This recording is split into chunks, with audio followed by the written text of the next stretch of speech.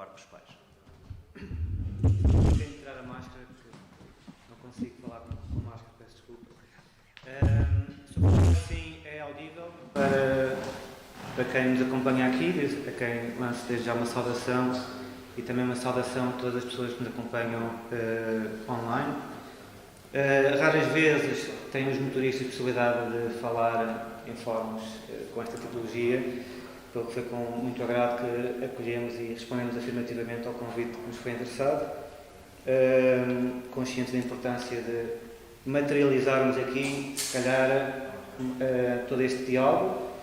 Por aquilo que eu vejo, academicamente ou cientificamente, a compreensão dessas dinâmicas é já bastante profunda. Eu trago aqui um pequeno texto que me parece um investigador da área dos transportes e que tem uma particularidade que depois no fim irei dizer. Depois elenco alguns dos problemas que os profissionais do setor TVD vão atravessando e depois passarei talvez um pouco para as soluções, para aquilo que nós vemos como soluções. Portanto, é eminentemente prático, não é? Aquilo que eu aqui trago naturalmente devido à minha função profissional. Mais de 17 mil motoristas, usando diferentes tarifas, competem ferozmente por viagens. Devido a esta concorrência, as tarifas estão cerca de 20% abaixo do preço de custo. Os motoristas lutam pelos melhores locais perto de hotéis, restaurantes e outras zonas movimentadas. O aumento de concorrência despoltou acidentes que levaram ao aumento dos prémios dos seguros. Tanto os proprietários de frotas como os parceiros motoristas exigem aumentos de tarifas na esperança de estabilizar os preços e evitar a concorrência ruinosa. Todas as partes concordam em que a raiz do problema reside no excesso de veículos. Portanto, aqui neste texto é identificado algumas das questões, a competição feroz, que se até há coisa de 2 semanas estava, de certa forma, circunscrita às plataformas eletrónicas, de mobilidade, neste caso, Uber, Bolt, Freenow, que são os principais players do mercado. A questão do preço de custo, que está fixado na lei, ou que está referido na lei, mas que não foi quantificado, e que neste momento nós acreditamos que estamos a operar muito abaixo do preço de custo. A questão dos seguros também, que é algo que nos vem, é um garrote que vem sendo apertado já desde alguns anos a esta parte, 4 mil euros de seguros por ano para pagar. Só que há uma coisa curiosa neste texto, é que ele foi escrito em 2007 e refere-se a uma situação da década de 1920 em Nova Iorque.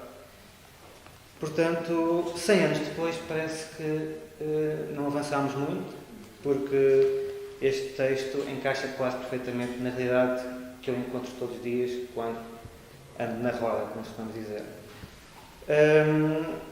Está a fazer agora uma pequena elencagem de alguns problemas, a concorrência feroz com o decréscimo de rendimentos. Como eu dizia há pouco, se essa concorrência numa primeira fase era entre as plataformas eletrónicas, desde há coisa de 2 semanas, uma plataforma eletrónica passou o ónus da concorrência para os motoristas. E, portanto, os motoristas agora têm a liberdade e a flexibilidade, não são sempre palavras que nós gostamos de ouvir, de escolher a tarifa. Contudo, quando essa oportunidade é dada aos motoristas num contexto de escassez de viagens, num contexto em que estamos num confinamento, num retiro obrigatório, aquilo que vai acontecer é o desespero dos motoristas leva-os a escolher o preço mais baixo, que é mais baixo do que o preço de custo. Portanto, basicamente andamos a tentar remediar o prejuízo que temos todos os dias. Não é? Há custos fixos e trabalhamos para amortizar um pouco esses custos sem conseguir produzir nenhuma mais-valia para nós próprios. Depois, há a questão, o facto de haver escassez de serviço leva a que haja aquilo que eu chamo de deadheading, que é viagens em vazio. O motorista deambula à procura de viagens, e aqui depois poderíamos abordar, não é o tema hoje da palestra, mas a questão ambiental também, das emissões, do consumo de energia, etc. A sinistralidade rodoviária. Há motoristas que trabalham mais de 100 horas por semana, normalmente trabalha-se 40, não é? Portanto, são 2 trabalhos e meio que uma pessoa tem, 100 horas por semana, alguém que anda agarrado a um veículo de 1,5 tonelada na cidade, não é? Com o risco de adormecer ao volante, risco para a sua integridade física dos passageiros e das pessoas que estão nas ruas, no ecossistema viário urbano. Não é? A nosso ver, isto tudo surge também devido ao excesso de oferta. As plataformas eletrónicas são quase aquele agente económico com conhecimento perfeito das condições do mercado e que poderia tomar uma decisão racional.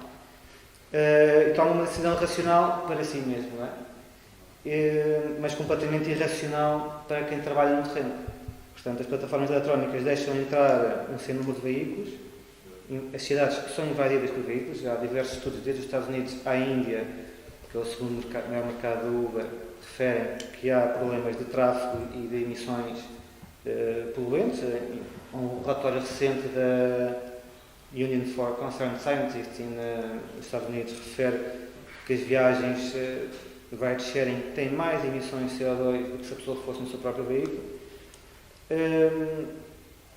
E perante tudo isto, não é possível haver contratos de trabalho. Não há contratos de trabalho na esmagadora maioria dos motoristas.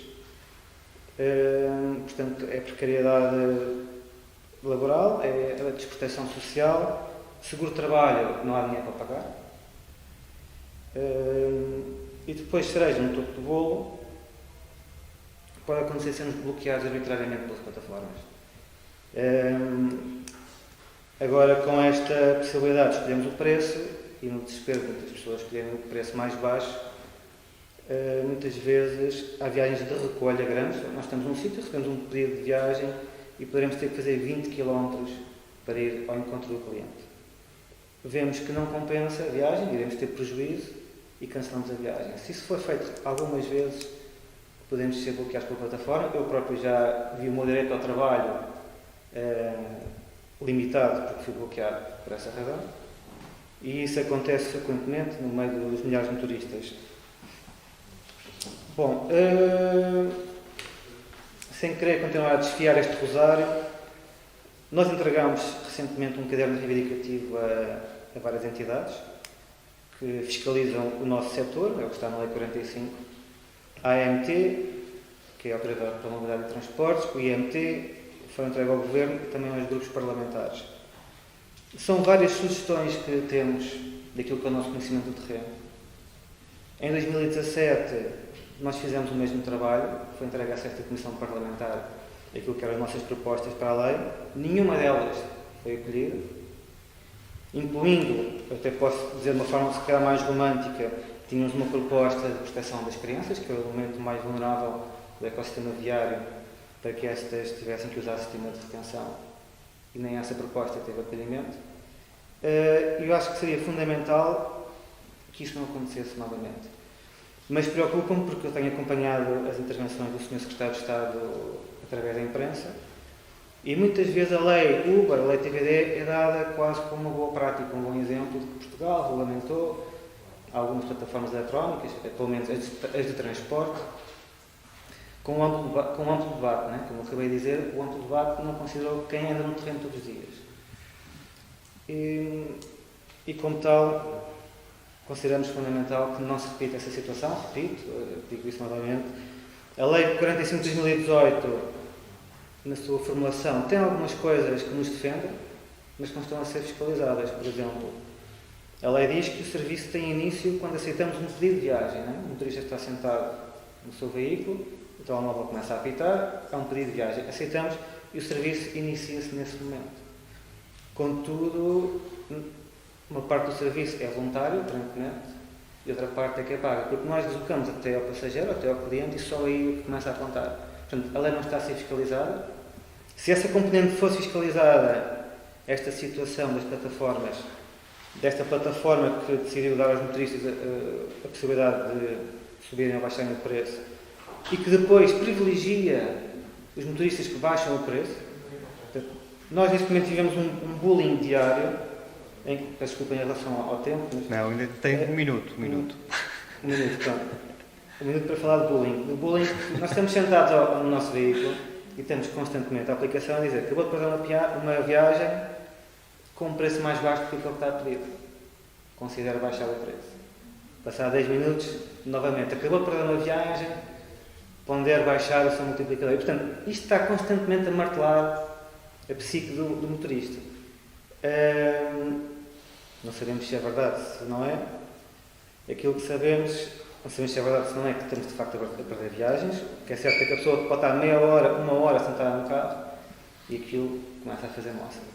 Só para explicar aqui também muito rapidamente, no aeroporto há uma fila virtual das plataformas eletrónicas. Nós chegamos ao aeroporto e somos adicionados a uma fila virtual. Quem praticar a tarifa mais baixa passa à frente na fila virtual. Portanto, ultrapassa os colegas. Eu posso achar que quero manter a minha tarifa no 1.0, que é um multiplicador, portanto mantenho a tarifa no igual, e nem sequer agora consigo entrar e ser considerado elegível para uma viagem. Mas se eu baixar para 70% do valor da tarifa, para 0.7, automaticamente é-me atribuída uma viagem. Portanto, a plataforma, quando diz que temos a liberdade de escolher o preço, mas depois esquece de dizer